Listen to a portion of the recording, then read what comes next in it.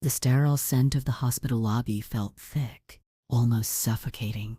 Beyond the large plate glass windows, the city hummed with indifferent life, oblivious to the quiet dread that had settled in my stomach. This was real. Tomorrow morning I would be undergoing surgery. Not life or death, the doctors had assured me repeatedly, but serious enough to require general anesthesia, a stay that would likely last several days, and a recovery period at home during which I would be physically limited, unable to lift much, unable to drive, unable to manage the complex demands of solo parenting. My children, just 7 and 5, were too young to understand the full scope of it, but they sensed the shift in my energy, the tight line around my mouth. My ex-partner was out of the picture, financially inconsistent and emotionally absent, certainly not a reliable option for extended, responsible childcare. My small circle of friends, while supportive emotionally, were tied down by their own jobs and families, incapable of providing round-the-clock care for over a week. That left my parents. They lived less than an hour away, both retired and in good health, with busy social calendars but no major responsibilities that couldn't be shifted. Our relationship had always been complex, a delicate dance of unspoken expectations, subtle criticisms veiled as concern, and a pervasive sense that their peace and comfort were paramount, and my life, with its inherent messiness and demands, was somehow an imposition. Asking for help felt like a profound vulnerability, exposing a neediness I usually went to great lengths to conceal. But this wasn't about pride. It was about ensuring my children were safe and cared for while I was incapacitated. Swallowing the familiar lump in my throat, I found a quiet corner in the lobby and dialed my mother's number. Her voice was bright, cheerful, underscored by the distant clatter of dishes, perhaps finishing lunch. "Hello? Oh, hi, darling. Everything all right?" The forced casualness in my own voice felt brittle as I explained the situation. The surgery date, the estimated hospital stay, the crucial need for someone reliable to look after the kids during my recovery at home. I wasn't asking for round-the-clock nursing care for myself, just for them to be present for the children, navigating school runs, meals, bedtime routines. The cheerful tone on the other end vanished abruptly, replaced by a heavy silence that stretched for several uncomfortable seconds. Then came the sigh, slow and weary. "Oh, sweetie," she said, and the saccharine pity in her voice felt like a mockery. "That sounds like a lot." I waited, the silence now punctuated only by the frantic beating of my own heart. "Your father and I," she continued, her voice gaining a defensive edge, "we have tickets to that concert on Thursday night, the one we've been planning for months. You know, Thursday, the day I was scheduled to come home from the hospital, the day the critical period of recovery and childcare need would begin." My breath caught in my throat. I tried again, my voice barely a whisper. "This is important. This is surgery. I physically won't be able to manage the kids. They need you there." Another sigh, deeper this time, layered with palpable impatience. "Yes, but the concert is non-refundable." And honestly, her voice dropped, taking on a sharper, more cutting tone that felt like a physical blow.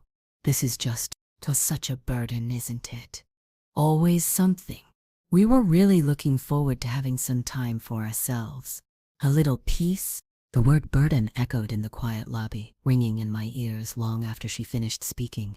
Not the surgery, not the situation, not the children's needs, but I was the burden, my existence, my medical necessity, my family's need for support. It was all framed as an inconvenience, a disruption to their carefully curated lives of leisure. The coldness of it was breathtaking. It wasn't just a refusal to help, it was a judgment on my fundamental worth, a dismissal of my family's needs as a tiresome imposition. "Right," I managed, the single word heavy with 1,000 unsaid feelings. "The concert." There was nothing left to say. The message was received, loud and clear. Their comfort, their entertainment, their desire for uninterrupted peace outweighed the genuine urgent needs of their daughter and grandchildren. I mumbled something about needing to go and ended the call. The phone felt heavy in my hand. a dead weight mirroring the sudden emptiness in my chest. I stood there, frozen, the sounds of the lobby fading into a dull roar, the word burden vibrating in the sudden profound silence that enveloped me. Tears stung my eyes, hot and fierce, but I refused to let them fall. Not here. Not now. I had surgery tomorrow, and I had 2 children who needed me to be strong regardless of who else wouldn't be. Before we dive into what happened next, tell me in the comments where in the world are you watching from. It's always incredible to see how far these stories reach. The memory of my mother's words, such a burden, isn't it? Lingered in the air around me. A toxic cloud I couldn't seem to escape. It wasn't just the practical problem of childcare during my recovery that loomed. It was the profound emotional isolation that their refusal and the cruel language used to deliver it had ignited. The phrase wasn't new in essence, just delivered with a new level of bluntness. It was an echo of a lifelong pattern. I remembered being a teenager, needing help with something seemingly small, only to be met with sighs and comments about how busy they were, how I should be more independent. In college, calling home stressed about exams or finances often resulted in thinly veiled impatience, suggestions that I was being overly dramatic, or pointed reminders of their own responsibilities. It was always subtle, always couched in a faux concern that made it difficult to challenge. But the message was consistent. My needs were secondary, often inconvenient. This surgery, this undeniable physical vulnerability, and the resulting need for support had simply brought that pattern into sharp, undeniable focus. The concert tickets were just an excuse, a tangible symbol of their priorities. It could have been anything: a golf game, a dinner party, a quiet evening at home. The core issue wasn't the specific event, but their fundamental unwillingness to be inconvenienced for me, even during a medical crisis. Standing there in the hospital lobby, the casual disregard felt like a physical blow, adding another layer of pain to the already mounting anxiety about my impending procedure. It felt like a final, irrefutable piece of evidence that the relationship I had hoped for, the safety net I had imagined, simply didn't exist. The image of rusted trust came to mind again. Years of small neglects, minor betrayals of confidence, consistent unreliability. They had corroded the foundation. This was the moment the structure finally collapsed under pressure. It wasn't sudden. It was the culmination of decades of emotional distance and conditional affection. My eyes scanned the other families in the lobby. Couples holding hands, siblings chatting quietly, parents supporting adult children. Small, everyday gestures of connection and support that highlighted my solitude. A wave of nausea rolled through me, not from fear of the surgery, but from the raw, exposed feeling of being utterly alone in facing this challenge. But beneath the pain and the dawning realization, a cold, hard resolve began to form. They wouldn't help. They wouldn't be there. Okay. I wouldn't waste another second hoping they would change their minds or trying to make them see the gravity of the situation. Their response was their response. My energy needed to be focused elsewhere, on finding alternative care for my children, on preparing myself mentally for the surgery, on getting through the next few weeks. There was no point in pleading, no point in expressing my hurt. Any attempt to make them understand would only be met with defensiveness or dismissal, reinforcing their perception of me as overly emotional, a burden. The silence, the lack of further communication with them after that call, felt less like a surrender and more like a quiet act of defiance. I wouldn't chase them. I wouldn't beg. I would handle this myself, just as I always had. The cold air of the hospital, the crisp autumn wind, I could see stirring the leaves outside. It felt less like a chill and more like a bracing shock, clearing away the last vestiges of a long-held illusion. Finding reliable, affordable childcare on less than 48 hours' notice for a period of over a week felt like an insurmountable task. It consumed the remaining hours before my hospital admission. Phone calls were made to every contact I had, old neighbors, distant cousins, parents of my children's friends. Each explanation of the situation, each request for help, felt like picking at a wound a fresh reminder of the people who should have been stepping up but weren't. The contrast between the casual cruelty of my parents' refusal and the hesitant, sometimes apologetic, but often genuinely helpful responses of others was striking. A friend from college, now living 2 towns over, offered to take the kids for a weekend. Another acquaintance, a stay-at-home mom, agreed to help with school pickups and afternoons for a few days, rearranging her own busy schedule. It wasn't a perfect solution, not the seamless loving care my children would have received from their grandparents, but it was something. It required piecing together multiple schedules, coordinating transportation, and stretching my already thin finances to pay for extra hours. Every logistical hurdle cleared, every small piece of the childcare puzzle placed, was a quiet victory, hard won and underscored by the persistent hum of disappointment from my parents' absence. This scramble for alternative care became a tangible symbol of their refusal. Each phone call I made, each dollar I spent on extra help, was a direct consequence of their decision to prioritize a concert. It wasn't just an abstract concept of lack of support. It was concrete, measurable, and undeniably difficult. This period was steeped in the quiet tension the profile mentioned. The tension of navigating a crisis alone, the internal pressure of managing complex logistics. While preparing for surgery, I kept the details of this scramble private from my parents. There was no desire to make them feel guilty. The point wasn't to solicit help anymore, but to handle the situation myself. Sharing the difficulty would only invite their predictable responses.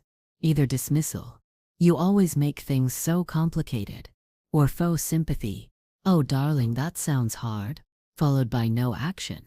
I preferred the clean, albeit difficult path of relying on others or myself. I sent them a brief, neutral text later that evening. "Admitted to the hospital tomorrow morning for surgery. Kids will be with friends for the duration." No emotional details. No requests, just information conveyed factually. I didn't expect a response, and I didn't get one immediately. It reinforced the silence that had fallen between us. A silence heavier than any words could be. It was a silent acknowledgement of the new dynamic. I was no longer seeking their involvement. I was simply informing them from a distance of events in my life that no longer seemed to intersect significantly with theirs. This period solidified the internal shift. The anger and hurt were still present, but they were hardening into something more resilient. A deep-seated self-reliance and a quiet, growing detachment from the people who had so clearly demonstrated their limitations. The morning of the surgery arrived with the expected rush of pre-op procedures. The sterile environment, the crisp hospital gowns, the efficient nurses who asked the same questions repeatedly, it all felt surreal. Like a scene from a movie rather than my own reality. As I lay in the pre-op bed, waiting, a nurse came in to go over the final checklist. "Any questions for the doctor?" she asked kindly. "Family in the waiting room?" My throat tightened slightly. "No family," I said, my voice steady. "My emergency contact is friend's name. My children are being cared for by friends during my recovery." The nurse's expression softened slightly. A brief flicker of something akin to pity or understanding in her eyes. That small moment of external acknowledgement of my situation felt surprisingly potent. It wasn't just in my head. Others could see the aloneness, lying there, physically vulnerable, hooked up to monitors. The memory of my mother's voice, "Such a burden, isn't it?" resurfaced with renewed clarity.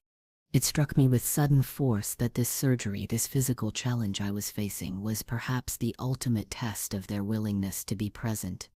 And they had failed it spectacularly. They weren't just absent from the logistics of childcare.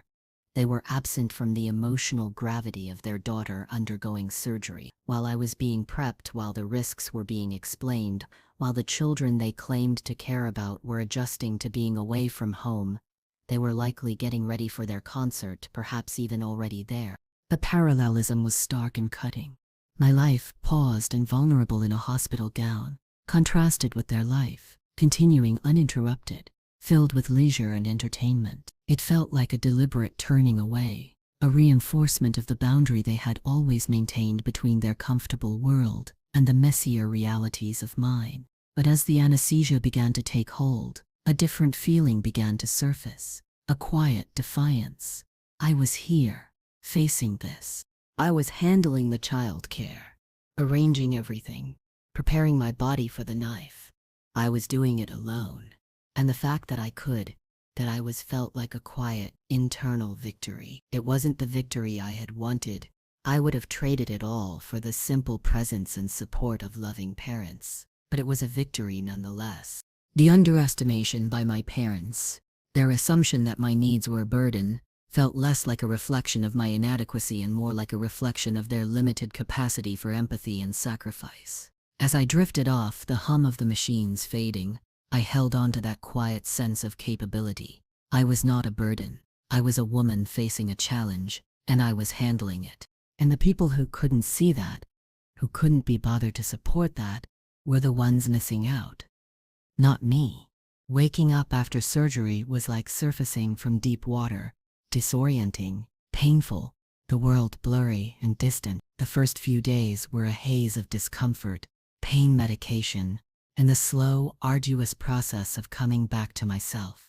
The sterile white room became my world, punctuated only by the quiet efficiency of nurses and the rhythmic beeping of machines. Friends visited when they could, bringing magazines, talking softly, their presence a warm counterpoint to the hospital's clinical atmosphere. My friend, the emergency contact, was a rock, checking in, coordinating with the various people caring for my children. The love and support shown by these friends, people not bound by blood, but by choice, felt like a balm, highlighting the stark absence of my parents. Their silence was a constant presence, a heavy weight in the room. No calls to the hospital room, no text asking how the surgery went, how I was doing.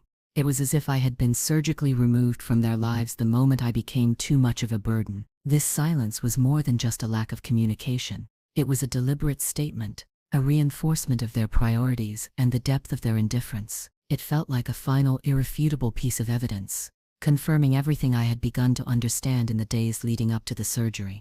The concert was over by now, likely a pleasant memory for them. My pain, my recovery, my children's welfare, these were not part of their post-concert reality. Lying there, physically weak but mentally sharp, I began to process the implications of their actions with a quiet, settled certainty. The initial hurt had not entirely disappeared, but it was hardening into a quiet resolve. The feeling of being a burden was no longer a source of shame or pain, but a catalyst for anger, a cold, controlled anger that fueled a growing sense of empowerment. They saw me as a burden because I had needs they didn't want to meet, but having needs didn't make me inadequate. It made me human. Their inability to meet those needs was their failing, not mine. This realization was freeing.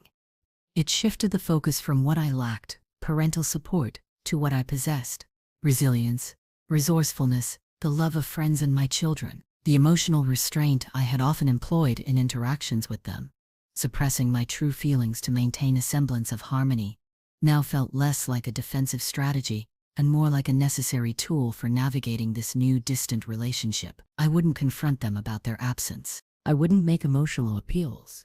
Their actions in my time of greatest need had spoken volumes, and I had heard them.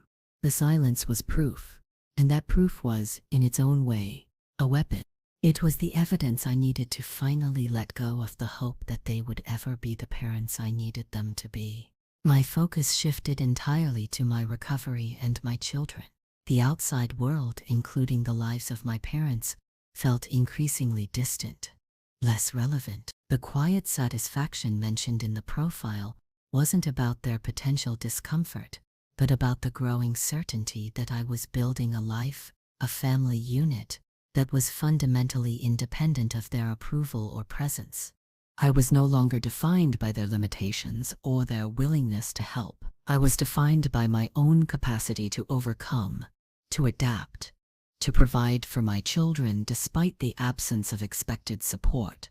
The concert tickets had cost them more than they knew. They had purchased an evening of entertainment at the price of their access to my life and their grandchildren's crucial moments. Returning home from the hospital was challenging.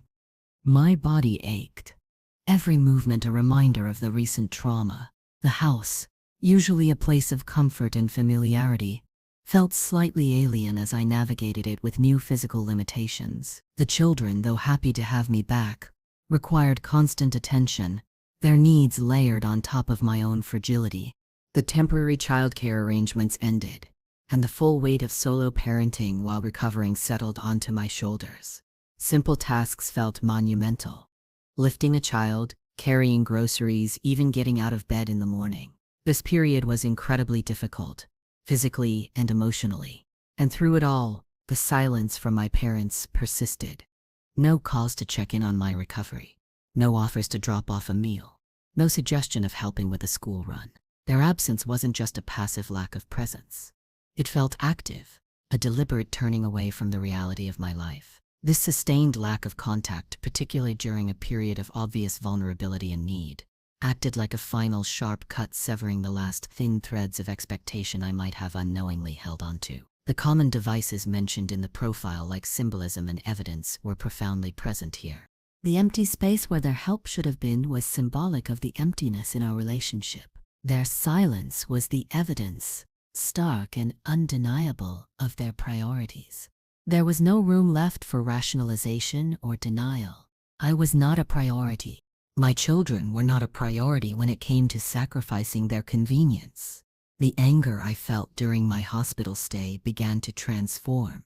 It wasn't a volatile, destructive anger, but a cold, controlled force that fueled my determination. I focused on the slow, deliberate process of recovery, both physical and emotional. Each physical therapy exercise, each meal prepared, each time I managed to tuck my children into bed, despite the pain. These were small victories in a larger war for my own independence and peace of mind. The concept of being a burden began to lose its power. How could I be a burden to people who weren't even involved enough to feel burdened? Their dismissal had, in a perverse way, liberated me from the need to perform for them, to minimize my struggles, to pretend my life was effortless. I could finally accept the reality of their limitations without it feeling like a reflection of my own worth. The quietly vengeful aspect wasn't about wishing them harm, but about building a life so strong, so independent, so full of genuine connection with my children, my friends, that their absence felt less like a loss and more like a removal of instability. I was shedding the burden of unmet expectations. The image of discarded clothes felt apt, shedding the ill-fitting garments of what I thought a parent-child relationship should be, leaving behind the uncomfortable, restrictive layers of yearning and disappointment. I was dressing myself in the sturdy fabric of self-reliance and the comforting warmth of chosen family. As the weeks turned into months, my physical strength returned and a new emotional landscape settled in. I stopped initiating contact with my parents almost entirely. My phone calls to them ceased. I no longer shared the small triumphs and challenges of my life or my children's. When they occasionally called, I kept the conversations brief, polite, and focused on superficial matters. The weather, neutral updates about the children's health, or school in the most general terms. I offered no emotional details, no vulnerability, no hint of my struggles during recovery. The dialogue became sparse, transactional, stripped of any genuine warmth or connection. This deliberate reduction in communication was a quiet assertion of control. I wasn't angry or confrontational. I was simply managing the relationship on my terms dictated by their past behavior. I was limiting their access to my life, controlling the flow of information, mirroring the emotional distance they had always maintained. This shift seemed to genuinely baffle them. They were used to me being the one who reached out, who kept the connection alive, who perhaps still harbored hope for a closer bond. My quiet withdrawal, my lack of emotional engagement, disrupted their established dynamic. They didn't confront me directly. That wasn't their style. Instead, their confusion manifested in subtle ways, in slightly awkward silences on the phone, in passive-aggressive comments, hinting that I wasn't keeping them sufficiently informed. "We haven't heard much from you lately," my mother commented during one brief call, her voice carrying a faint undertone of complaint, as if I was neglecting a duty. Things have been busy, I replied calmly, offering no further explanation or apology. This kind of sparse dialogue, devoid of emotional depth, served a crucial purpose. It wasn't just communication, it was a performance of the new power dynamic. My refusal to fill the silence, to over-explain, to seek reassurance, was a quiet assertion of my autonomy.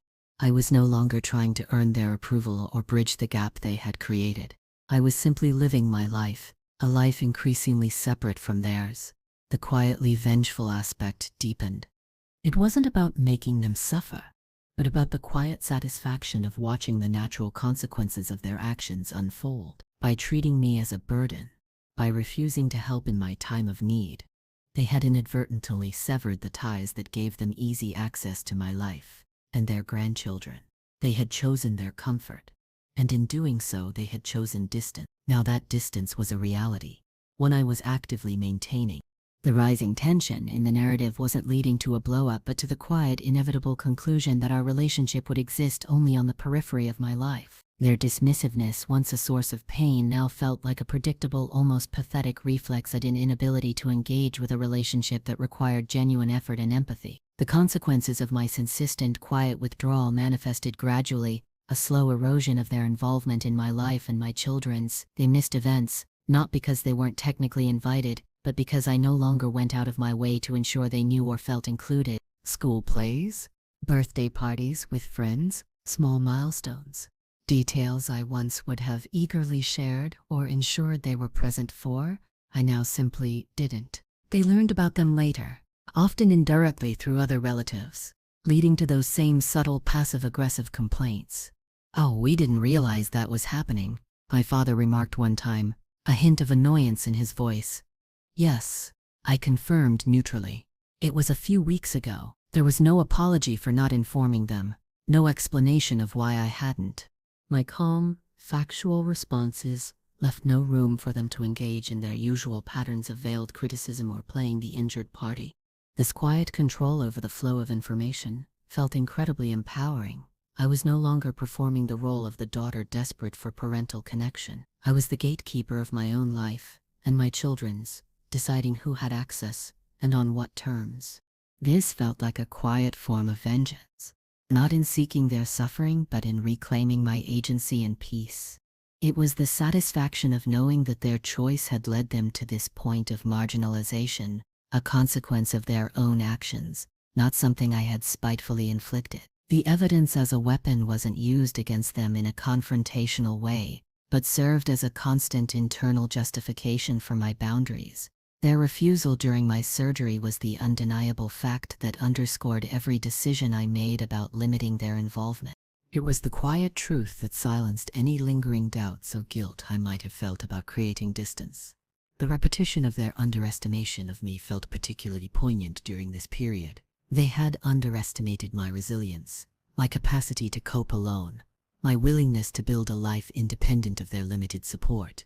They likely assumed I would always be the one needing them, always seeking their approval, always bending to maintain the connection. But by pushing me away when I was at my most vulnerable, they had inadvertently shown me just how strong I was, how little I actually needed their specific brand of conditional affection. The rising tension wasn't leading to a dramatic climax, but to the quiet, definitive conclusion that our paths were diverging, not just physically, but emotionally. Their world, centered on their comfort and leisure, was increasingly incompatible with mine, which was centered on raising my children with love and building a life of authenticity and resilience. The space between us grew wider, not with angry words, but with quiet, intentional distance. The final state of our relationship isn't marked by reconciliation or dramatic estrangement. It's a quiet, settled reality of limited contact and emotional distance. Phone calls are rare, brief, and superficial. Visits are infrequent, scheduled well in advance, and kept short, centered entirely around the children, with me maintaining firm but polite control over the dynamic. There are no shared vulnerabilities, no deep conversations, no spontaneous moments of connection. The silence that began after the surgery refusal has become the defining characteristic of our interactions. There are no more requests for significant help from my end, I no longer need or expect it, and there are certainly no offers from there. The word burden is never spoken, but its ghost lingers in the carefully maintained distance, the polite lack of intimacy. I have successfully rebuilt my life, not despite their absence, but in many ways because of it. The clarity their refusal provided forced me to rely entirely on myself and build a support system of chosen family, friends who showed up when blood family wouldn't. That foundation is unshakably strong, built on trust earned through action, not assumed by relation. My children are thriving. They have adjusted to the infrequent, somewhat formal interactions with their grandparents, accepting it as simply the way things are. For me, the emotional journey has moved through hurt, anger, and disappointment, finally settling into a state of quiet strength and earned pride. I faced a medical crisis and its aftermath, navigated complex logistics, and cared for my children, all while healing my body and my heart. The initial feeling of being underestimated has been replaced by a quiet, deep confidence in my own capabilities. I am not a burden. I am resilient, resourceful, and independent. The cathartic resolution wasn't about them changing or apologizing. It was about my internal liberation, the shedding of the weight of unmet expectations, and the quiet victory of building a life immune to their conditional love. The quietly vengeful aspect is fulfilled, not in their suffering, but in my peace. Their choice to prioritize a concert over my surgery was the catalyst that finally allowed me to lock away the hope of a traditional parent-child relationship, symbolized by the locked boxes mentioned in the profile. That hope, once a source of pain, is now safely stored away, no longer capable of wounding me. The concert, the symbol of their prioritized life of comfort and leisure, stands in stark contrast to the rich, messy, loving reality of mine, built on resilience, connection, and self-sufficiency. I lost the parents I thought I had, but I gained myself, and that I've come to realize was never a burden at all.